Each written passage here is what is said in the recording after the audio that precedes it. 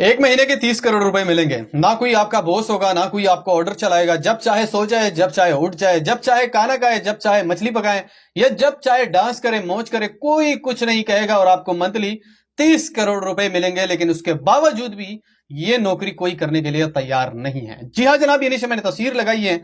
ये जगह house light जो कि आइसलैंड के अंदर वाक़िया है, समंदर के बीच में 30 किलोमीटर के फासले पर वाक़िया है। यानी खुश्की से लेकर समंदर के बीच में 30 किलोमीटर जाना होगा, वहां भी ये जगह वाक़िया है। और इसका नाम है हाउस लाइट। और इसके अंदर आपने ड्यूटी करनी होगी और आपको मंथली 30 करोड़ रुपए मिलेंगे। लेकिन जैसे ही कोई ये ड्यूटी 3 मंथ यानी 3 महीने करता है, उसके बाद ये लपुचक्कर हो जाता है और कहता है कि मैंने ये ड्यूटी, ये नौकरी नहीं करनी है। यानी साफ ही वो बता जाता है और वो मतलब चला जाता है।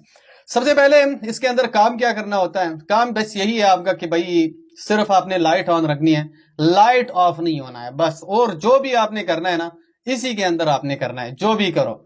और दूसरी बात ये भी क्लियर कर दूं कि इस जगह को जब आपको पहुंचाया जाता है इस जगह के ऊपर, तो वो भी हेलीकॉप्टर के जरिए पहुंचाया जाता है।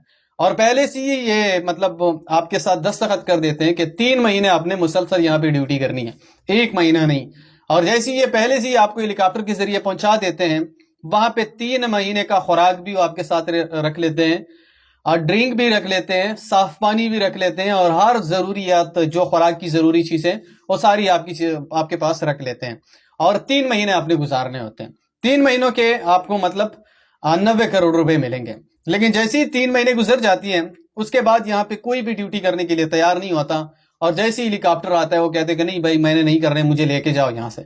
सबसे पहले जब इंसान यके तन्हाई में हो जाता है, क्योंकि वहां पे ना इंटरनेट काम करता है, ना कोई मोबाइल फोन काम करता है, बस सिर्फ 3 महीने आपने गुजारने, वो भी यके तन्हा, तो इंसान डिप्रेशन का शिकार हो जाता है और बहुत ज्यादा तंग हो जाता है।